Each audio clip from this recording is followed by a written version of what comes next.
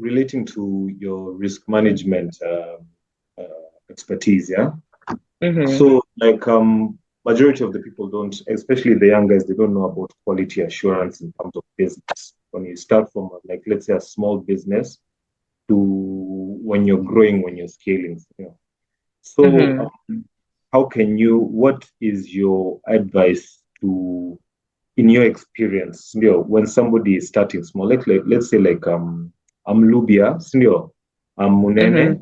I've started a small business. It's not trading, but it's more like like manufacturing, like what he does, and consulting, like what I do. So, you know, what are some of the quality assurances that somebody can pick up and build upon, so that to mitigate risk in future?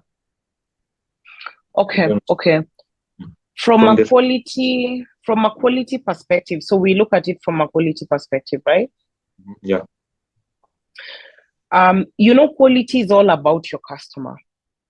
So in whatever situation you are, think of quality in terms of thinking about your customer. So for example, I work in a hospital.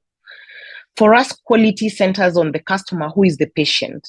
So you're looking at what does the patient expect and how do we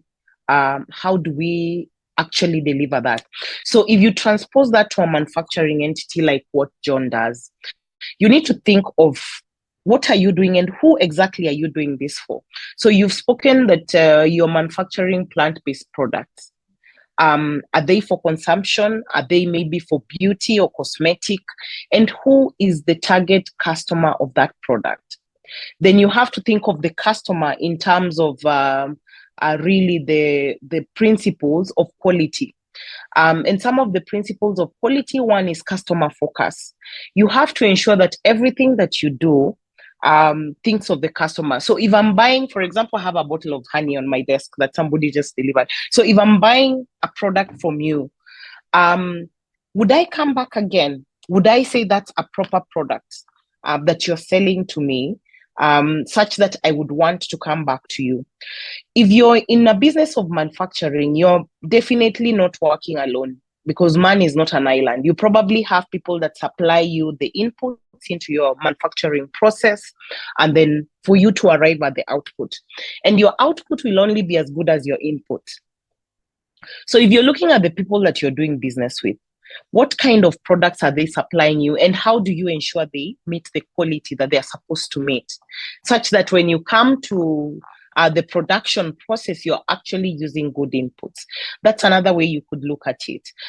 You need to look at issues around leadership. When you're having and running an organization, how have you structured the organization such that there's proper leadership? Because leadership provides direction to the people that actually perform the work on the ground, and ensure that that process actually works.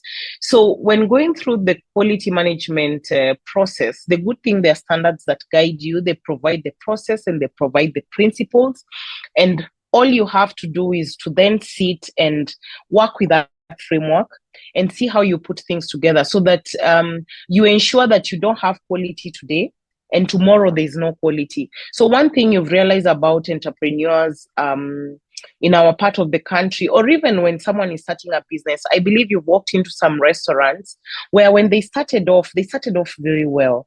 So there was quality food being served. Customers were happy about the portions. Customers were happy about the cleanliness. Then you go there 6 months later, the business is sort of run down. The quality of the food has gone down. The portions have gone down. If you look at the hygiene, and then you decide as a person, I'm never going to go back to this restaurant. But it's not because they still don't buy into the idea. They didn't really think about a long-term approach on how to maintain this quality that you begin with, such that you remain consistent. And I believe the one thing that differentiates successful businesses from non-successful businesses is consistency. So that's what a quality program and quality assurance will do for your business.